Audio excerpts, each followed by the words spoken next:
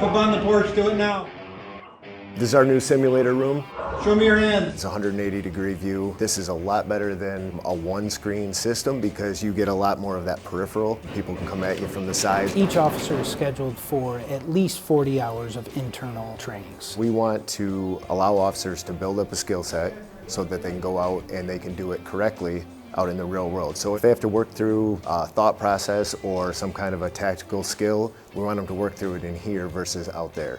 The cool thing about the video simulator is that we can do this on a daily basis. It's very inexpensive to run. Doesn't use ammo. The magazines are filled with CO2, so you get recoil, you get sound. The pistols and the rifles and the tasers are the exact equipment that we use on the road. So officers can be familiar with what's on their belt, how it's used. The more realistic that we can make it in this situation, the more realistic and the more beneficial it's going to be for the officer who's going through the scenario.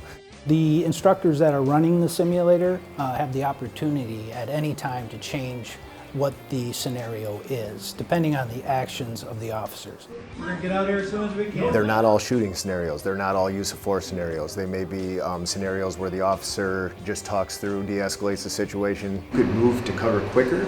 That's going to keep you safer. We have something called a threat fire system. It's a box that goes on the belt. If they're outside of cover and somebody has a knife or a gun and they're shooting at them or they're coming at them and stabbing them, they get a pain consequence for that via electricity on their belt. It's not the end of the world, but it is going to make them want to use cover. Ultimately, we want to build confidence in the officer.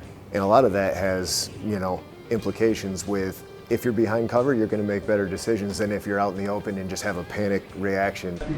If somebody needs a debrief on an incident that just occurred, we can come down here the same day.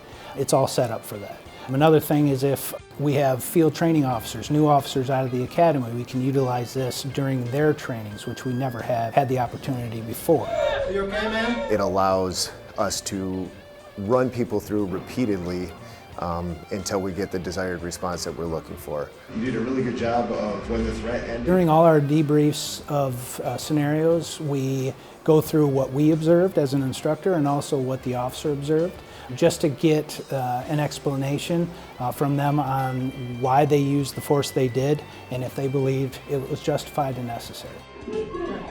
We take training very seriously. The city takes the police response to the community very seriously, and so they're willing to invest not only the initial outlay on the system, but also the training time, and it all translates into real-world experience. This is going to be the best thing for the community because the officers are going to be able to be the most well-versed and the best trained, and it's just going to be good for everybody.